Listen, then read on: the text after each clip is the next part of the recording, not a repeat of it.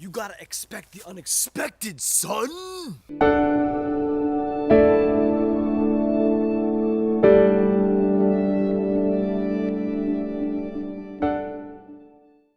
Did you ever have something totally unexpected happen to you before? When I was in high school, I went to a private Catholic all-boys high school. The first time that I heard that there was gonna be a dance at school with girls, I was like, oh snap! Yeah boy, that's right. I had to figure out who to ask, and I actually had a friend of mine who had a sister who was kinda cute. I texted her and asked her if she wanted to come to the dance with me. And she said yes. I'm super pumped. I get on a nice swanky suit. I bought her a corsage and we're ready to go. As soon as we get to the dance, she sees some friends of hers and she's like, oh my God, I love you. And so she spends the rest of her night with her friends and I'm all by myself.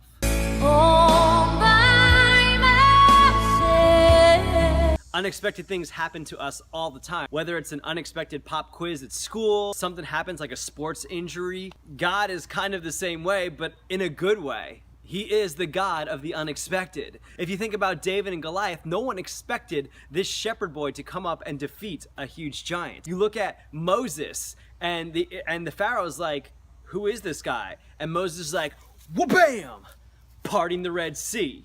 God is a God of the unexpected, and this is most demonstrated in the incarnation of Jesus Christ. God becomes man. He comes not as a Messiah, like a conquering hero, like the Israelites were expecting,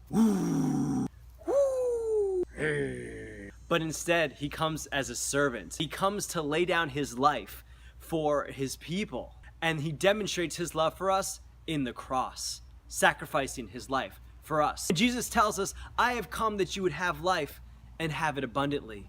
I think that's one of the biggest, most unexpected things that God could say. If you think about the world today, it's all about just do it. It's all about live your life, live and let live. It's just kind of like do whatever you want to do. But God says, live your life to the fullest. That means your life has a purpose. God has a plan for your life. And that plan isn't like a worldly plan, like you got to get this job, but his plan for us is to be in communion with him.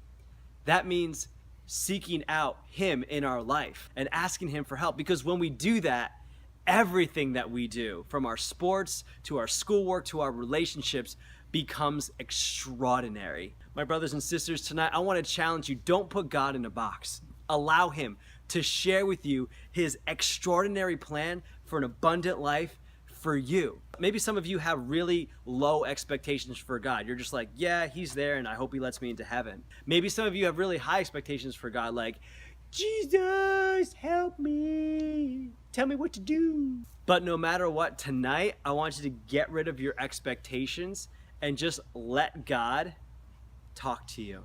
And he's gonna say one thing, I love you. And for each and every one of us, we're gonna hear something different. For some of us, he's gonna say, I love you. And we're gonna be like, woohoo! God loves me, that's awesome. And we go and share that love with others. I love you.